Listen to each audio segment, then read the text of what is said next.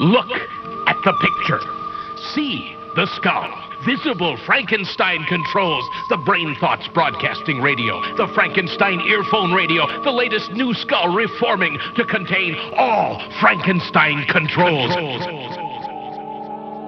Welcome to a new edition of Frankenstein Control. I use the word edition there to give us a more 60 Minutes type of feel. Yes. I think that's a dignified style of broadcast we should start trying to emulate more, so we'll be taken more seriously by prospective new listeners. And I'm Ed Bradley.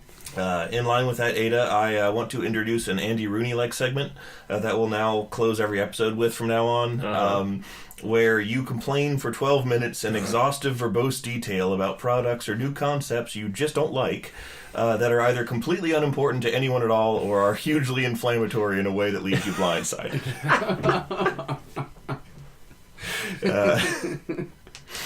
But let's start the program. Frankenstein Control is brought to you tonight by Cracker Barrel. Fun fact about Cracker Barrel, by the way, if you zoom in on the folksy old man in the chair and their iconic logo, you can just barely make out that it's actually Senator Barry Goldwater, who posed for the image in 1967. Strangely, following Goldwater's death in 1998, some Cracker Barrel patrons would occasionally claim that the face of the man in the logo appeared to be frozen in a mute scream of agony or despair, and that observing the logo either on their menus or the restaurant sign would cause them to experience an overwhelming sense of dread. Anyhow, Cracker Barrel wants to get the word out about a recall for some of the items sold in their country store gift shops. Well, this is real, by the way. Cracker Barrel does have a recall that they're trying to warn people about. In particular, for a decorative wooden pineapple keepsake, which has metal leaves that have actually sliced several people so badly they've needed stitches. Whoa! It's a lethal pineapple. Yes. And while they're at it, they say they also want to advise customers to be on the lookout for several other potentially dangerous souvenirs that may have made it past quality control recently. These items include detailed tabletop models of antique sailing vessels, the cannons of which were all fully functional 22 Derringers, and which were all sold loaded. Wicker baskets with razor-edged carbon fiber wire woven into them. Duck Dynasty books, which are, quote, filled with medical waste. So anything involving Duck Dynasty. Yes, and lastly, talking stuffed animals, which in place of proper sayings, play only a lengthy recording of many people coughing and groaning, along with the sounds of machinery and a distant voice yelling Indonesian swear words. Whoa! Jeez. Any customer who has purchased one or more of these items may return them, no questions asked, for a full refund or a week's worth of dinners for 4 at any Cracker Barrel restaurant or subsidiary. Delicious. Yeah. Finally, I can get some mileage out of this razor pineapple. Mm-hmm. Instead of just killing people with it. Yeah, well, I mean, that only goes so far. It is effective. Oh, yuck. The only lethal pineapple I'm used to is a grenade. Donald, he's doing it again. What was the thing earlier today you mentioned? Having to use a jack, like a car jack for your tire. We were talking about how in 30 years Florida's just going to be gone because of all the rising ocean water. Yeah. Except for Disney World, which will have found a way to just elevate the entire park, like, by a foot each year as the water slowly fucking takes the whole state. And it just made me think that it's just Goofy with, like, a car jack the whole time. Jacking up the islands to keep them... Yup. Oh, yuck. Makes me think of the time I had to change a tire while dodging sniper fire in Belarus.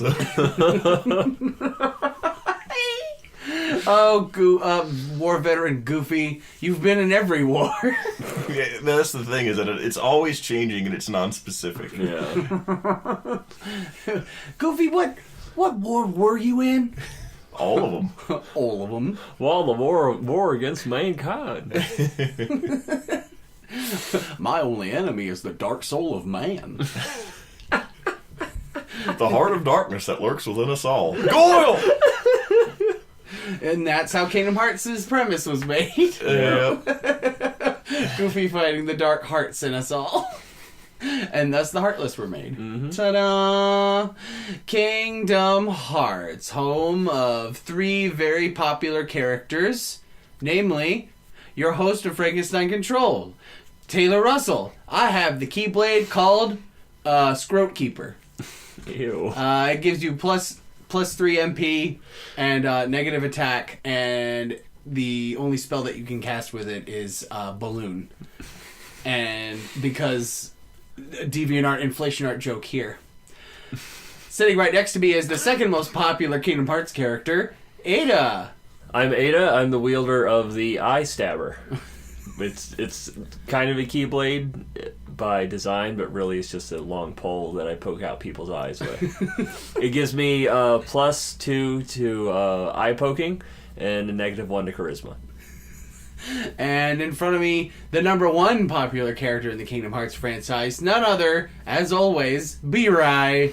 I'm B-Rai. I'm the guy you swap Goofy for when you come to.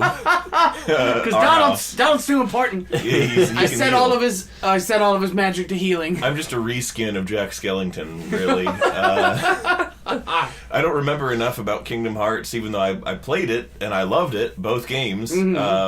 Of the original 2. But I don't. It was so long ago that I don't remember enough to make a properly witty joke about them. That's okay. You don't need to wield a Keyblade. You're like Jack Skeleton. Your weapon is just bone claws. My weapon is that I've somehow obtained Clayton's gun. Clayton's real ass firearm. Real shotgun. Clayton's real elephant gun. In fact, that's what it says in the menu. Clayton's real ass gun. It shoots real ass bullets. Will dead ass kill you? That's the stat effect. Exactly. Will dead ass kill you.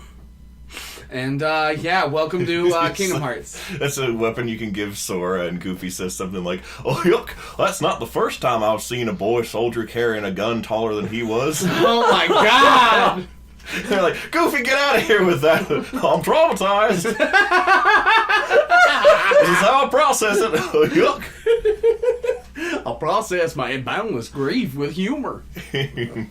It's funny to you. I say it sincerely. Oh, Goofy, no. I'm trying to get help. Why does everyone just laugh? All they did was laugh at me when I got off the boat. Oh, yuck. They laughed and spit in my face. That's the gratitude they show me for defending my country. What country, Goofy? You come from fucking Disney World. Well, they have a draft there too, Sora. Why wouldn't they? The Disney draft. That just sounds like a novelty pub they would have at Disney World. The Disney draft. Yeah. Yep.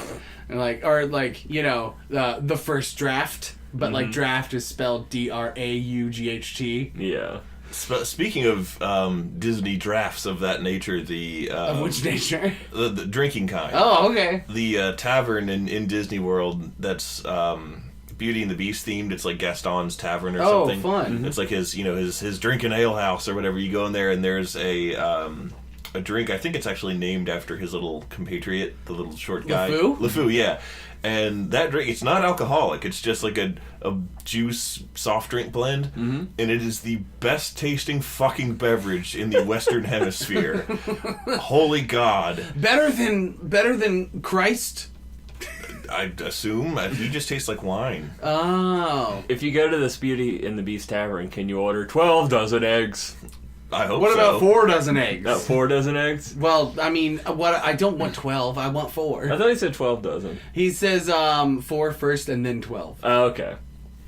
Every morning to help me get large, and then something about wanting to get bigger, and something about 12 dozen eggs, and I wound up as big as a barge, and that's where the funny... In between of him making the goofy face. Yeah, when you said the Disney World. Yeah, Disney World! That one. Which we're talking about Disney World.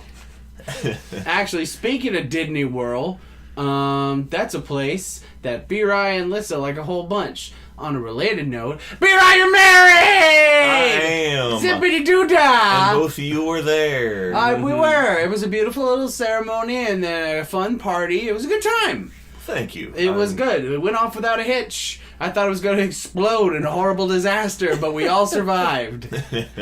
And miraculously, none of us wound up injured. Even though I gave you all knives. You did! You gave all the groomsmen knives. I did. In classic B-Rye fashion, because Yes. you love you some sharp weapons for stabbing, Mr. Rye. I just can't deny that about you. It is what I'm known for. It's part of who you are. It's your identity. You're right. Your knife identity. I self-identify as a knife. All right, knifekin. Yeah, B-Rye's married. It's fucking interesting. How's married life? It's pretty fun. Well, it's exactly the same as it was before, because Alyssa and I have been together for 7 years. Yeah. And I do feel like a little more serious now, in a good way. Like now that the law got involved. Exactly. Well, I feel like I'm a grown man now. I can't act like a clown all the time. I'm an adult. Yeah. Oh boy. Gosh, Sora, I hope you signed the prenup. I learned that from the marriage that made Maxie. That's why I went to war. I had nothing left. I had no place to go, Sora. Sorry, I'm thinking about the fact that Goofy's a father. Yeah. But has no wifo. And they never address what the fuck happened to his dead wife. Goofy had sex. Yeah. That's an unpleasant reality that we all have to live with. Yeah, Yep. at least they have with the DuckTales shit. Donald is an uncle, so he wasn't the one doing. He's the allowed to be celibate. Yeah, he wasn't. Incel Donald, Incel Donald and Chad Goofy. The Chad stride is just that fucking goofy, it's not hilarious the Chad, walk that Goofy does. Yeah. Just his bow-legged kind of waddle that he does in that game. Oh, what a horrible thought. Oh, I want to shift gears here real quick and talk about the fact that when we were leaving or attempting to leave work today, we were advised that there was shit in the elevator. There was shit in the elevator. And the door opens up and there's mysterious brown fluid all over the bottom of the elevator, tracked out of the elevator. Yes. And You almost went in. Yes, because... You're almost like, I'm getting on this elevator. And I'm like, nope. And I just turned the fuck around and took the stairs. Well, as I told you then, I am that lazy, I was that tired, and I can ignore poop. No poop will stand in my way. I have avoided many unpleasant things in life by successfully avoiding poop, or ignoring poop, rather. I can ignore poop. I can block its presence from my mind and just coexist with it in close quarters. I don't like the fact that you can ignore poop. That's a scary thought in a lot of ways. It's just if I convince myself it's not there, it's not there. I don't like it. You're gonna found the ninja group Akapoopy. What? Don't talk to me like What? that. Don't you look at me like. Don't look at me. Don't look at me, you poop ignorer. How dare you? See, like he's just ignoring you now. Yeah. You're poop. Oh, because I'm poop. I get it. There's a funny, hilarious fecal joke, courtesy of Ada the Fecal Meister. Ew. Now, I don't think we've talked about fecal before on this show. What? Fecal? There was... Well, we've talked about that plenty, but I assume you mean some other context. So Steven, friend of the show, my childhood best friend and compatriot, has just had a long, bizarre history of just arbitrarily disliking people for reasons I couldn't fathom.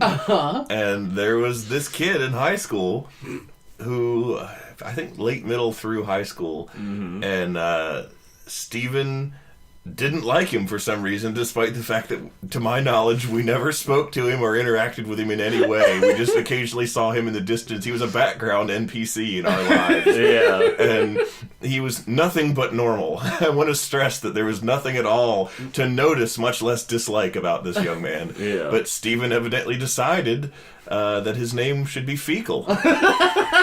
And would refer to him with disdain and disgust in that manner. You're And he'd be like, fucking fecal. yeah, he'd be like, oh, here goes Fecal. And I'd be like, where? Oh, him? That guy? And he's like, fucking fecal, man. And I'd be like, why do you hate him? And he's like, he knows why. I'm like, no, I'm fairly certain he does not know why. Nor do I, Steven. Why do you hate this guy we've never spoken to? Why are you angry at fecal? I don't even know what his voice sounds like. Why do you hate this? He's fucking fecal, man. Look at him. Just hated this guy for no reason. Enough of these fecal matters. That's my favorite sitcom. It got to the point.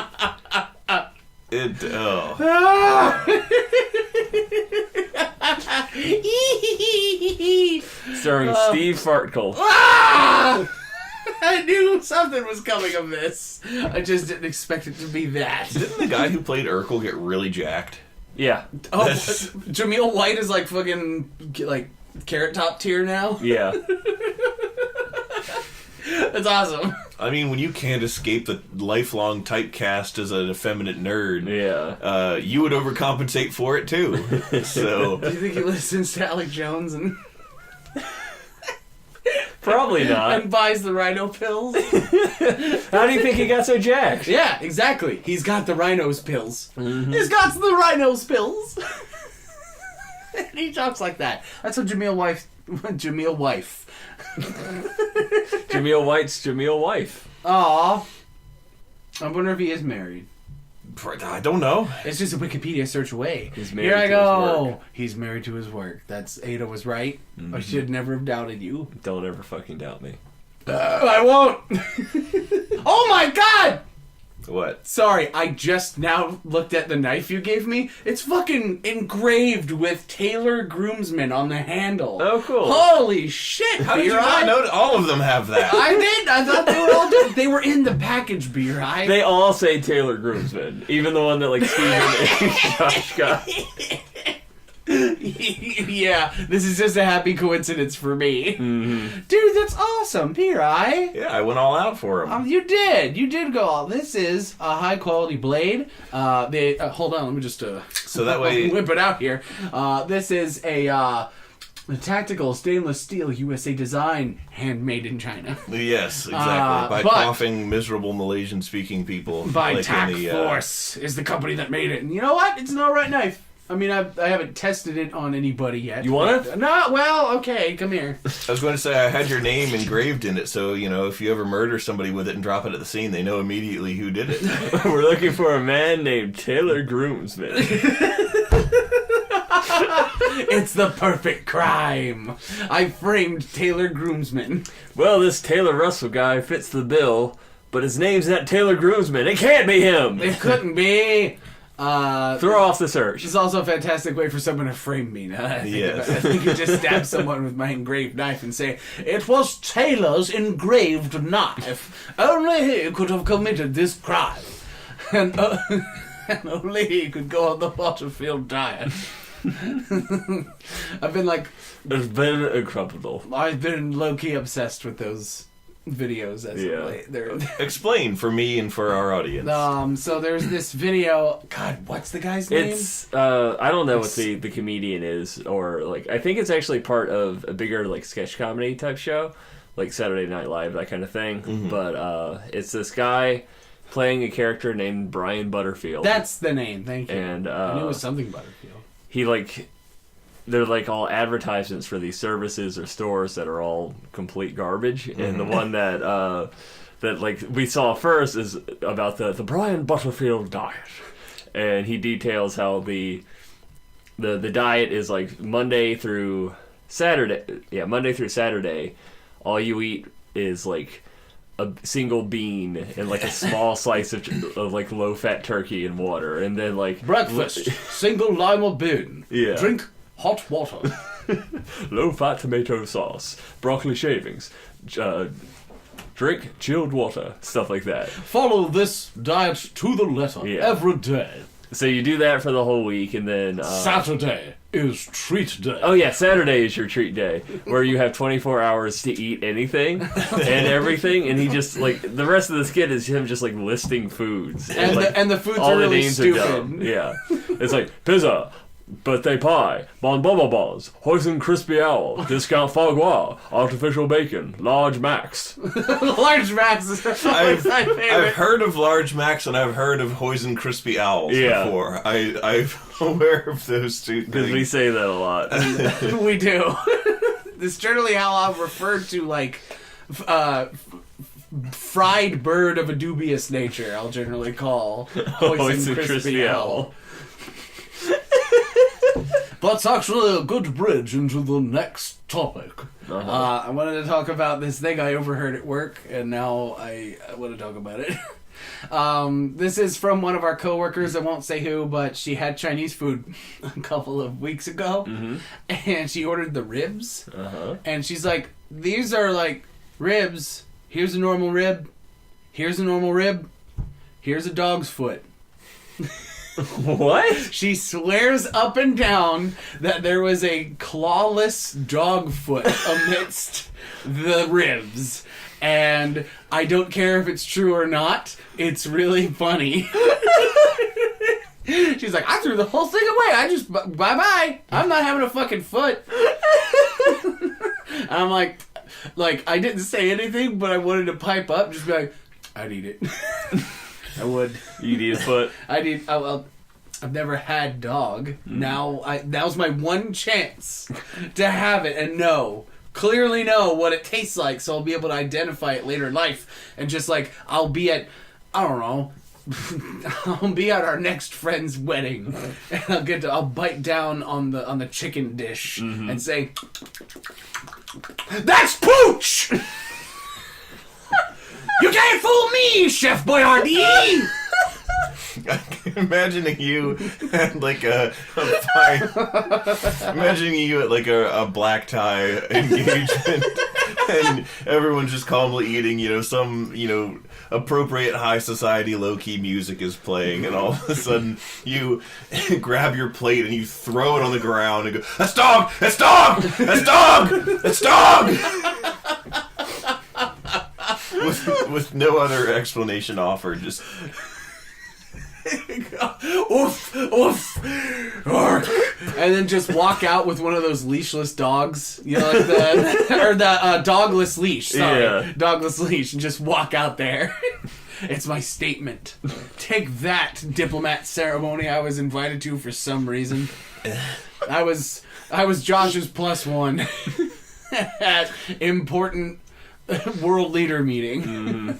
World Government Association. Yes, the world government from One Piece. The exact one. Yeah, with the Marines. Everyone's like every other person is 15 feet tall. Kippa is inexplicably like shooting rubber bands out of his wrist or something. Because he ate a devil fruit, that he can do that now. It's my devil fruit, guy. Shoot rubber bands. Boing, boing. You could make a living selling rubber bands. It's like a side gig. Sure. I mean, yeah. You could put Staples out of business. You could just rubber band ball it up. But we've come a long way for under every light switch and by the TV in his house, it's just like piles of 40 rubber bands that he's tried to hook on by shooting at it. Or, I'm gonna get this. I swear to fuck, I will. He's like trying to turn the light off with it and trying to turn the TV. I don't want to change the channel. Goddamn fuck! Almost there. Got it. Oh. Now you can't change the channel because the fucking rubber band pile's taller than the TV. We can't see it. How am I going to watch Melrose Place? What was that about? It was about Melrose Place. Melrose did indeed have a place. It was about Melrose Red, the Stephen King novel about the Winchester House analog. Not the fall of the House of Usher? No, it was the fall of Usher's house. And he's like, oh man, I was famous in the 2000s. It's like, oh man, now I gotta go make love in the club instead of in my house with my spooky dead sister in the vault or some shit. What? That's what the fall of the House of Usher was about, I think. Oh, okay. I don't know what that is. That's you being cultured and us being not. Yes, we're making references to R&B songs from the 2000s. Yes, I'm aware. I was trying to do that. You're trying to be smart. I'm doing that thing. That's our entire humor process, where we take a ridiculous or pop culture thing and connect it to a literati smart person thing. Did you ever see that music video with Kel Mitchell? And he did the parody song called These Nubs. I gotta make love with these nubs. And he's got two, like, party store pirate hook hands. And it's just a music video of him struggling through life with two hook hands. Mm. And that's the entire premise of the fucking video. And you're like, what happened to you, Kel? You alright? I was once driven to the airport in a taxi by... by Kel Mitchell? No, but by a dude who had hooks for hands. Oh my god! Really? What? Yeah. Okay, please elaborate. This is much more interesting. That's the entirety of the story. I think Mom and I wanted to go to it was like, we went somewhere... possibly to visit our relatives in like North Carolina back in the day, and the guy who drove our taxi to the airport had hooks for hands. Both of them? Yep. Huh. So, like, when you say hooks for hands, you got to let me know. Like, is this like the medical kind of? The Buster, modern, like Buster and Arrested Development kind of hooks. Yeah. Okay, not like yeah, anything anything like that. Straight up plastic, like Halloween store hooks connected. He had real functional hands underneath both of them. He was just choosing to do nubs. this for his own amusement. And his hand was expertly covered up by the housing. Yeah. No, there was something I was going to say about these nubs. No, something else we were talking about. The Fall of the House of Usher, I think. As I'm still not sure what that's about. And I read it because I was like in middle school, and it was in like our reading book of short stories, and we weren't assigned to read it. I had already read the one that we had to read, and I saw that was in there, and I was like, "Ooh, Edgar Allan Poe does the scary stuff and the cool stuff. I want to read this instead of the boring thing that I already finished." Yeah. And I read it, and then at the end I was like, "What?" So it's a Poe story. Yeah, and it's a Edgar Allan Poe, and I was like, "What the fuck was this about?" What? Was the house alive at the end? I don't get the symbolism, man. The house is people. Mm-hmm. That just reminds me of Mask of the Red Death, which is a cool story. Well, that one was actually comprehensible and spooky, whereas the Fall of the House of Usher just like... It happens, and then you're like, all I can think of is the thing from the Sir Digby Chicken Caesar or whatever, where he just does the fucking what? Man, they don't make them like they used to. Yeah. The fucking those Digby Chicken Caesar skits are so good. That's folks at home. That's from a skit show in Britain that is long over, called That Mitchell and Webb Look. And it is a great sketch comedy show. Two guys just do a lot of funny shit, and it's fantastic. And they have this ongoing segment called The Adventures of Sir Digby Chicken Caesar, which is like this homeless man who fancies himself some sort of Sherlock Holmes type figure. Or just adventure at large. Yeah, and the shit they go through is really fucking funny. It's great. Check it out sometime. I highly recommend it. What I don't recommend is The Fall of the House of Usher. Completely apropos of nothing. No previous subject brought this on. I just wanted to say, not Edgar Allan Poe's best work. I think it's considered one of his best ones. Edgar Allan Poe's worst work. Everyone hates it. Nobody likes to follow the house. It's like Citizen Kane. Everybody just pretends to like it.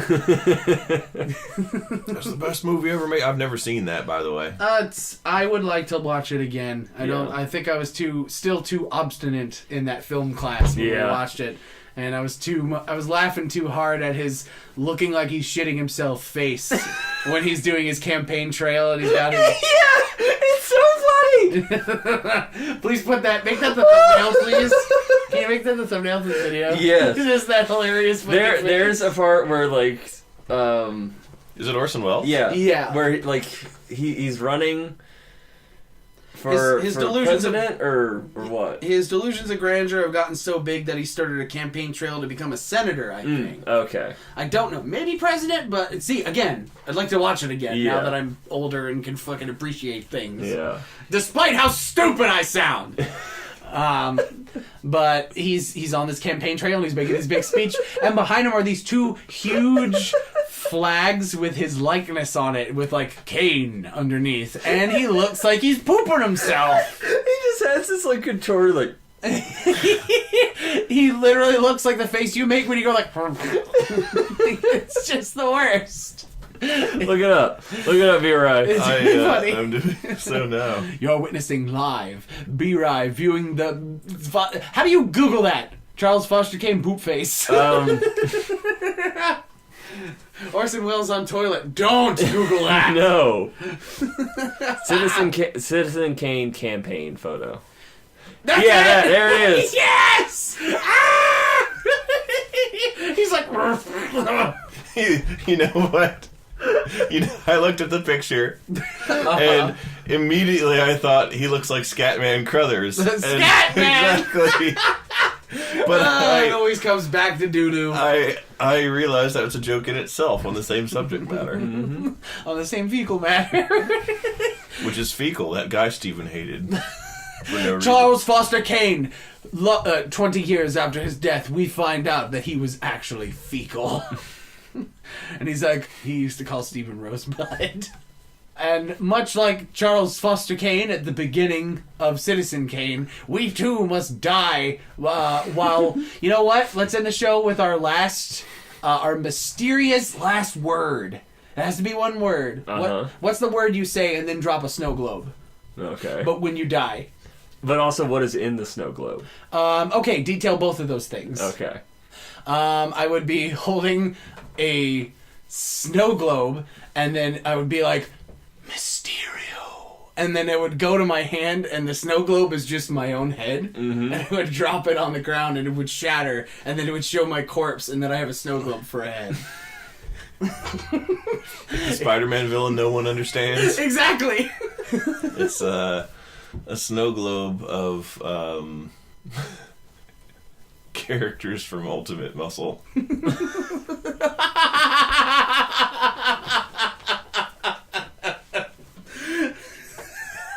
That's a good one. I like that. And the thing that you say when you drop it is shit. just shit.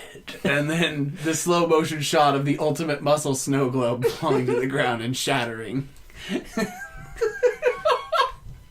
Ada, what's in your snow globe and what do you say? See, I want to go the easy route and say CC's, and then a snow globe full of pizza falls out. Well, that's appropriate. It's appropriate. A snow globe falls that leaks like more marinara sauce than could have been contained in a volume of the snow Keeps globe. spilling out. Yeah. It's attached to a hose. It just. It's like the fucking. It's like that elevator in The Shining, but it's pizza sauce. What happens is Ada drops the snow globe, it breaks, the marinara sauce begins to flood out of it. It cuts to the exterior of the house, revealing that the house is some sort of Victorian mansion with a for sale sign that just says Usher. Pizza sauce bursts out of all of the windows, along with Ada's limp stick figure-like form. Now dead, cresting a wave of the pizza sauce as the house just collapses. It collapses into a moat. A moat filled with pepperoni. And then it zooms in on Ada's phone, which has still has the order for the pizza pulled up on the screen. And under special instructions it says it's an allegory.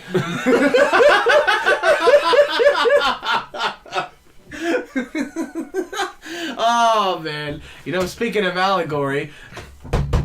Hey, who could that be at the door? Ah! It's Al Gorey! Now even you know I am a menace. I hand you the secrets to save the entire human race and the entire universe.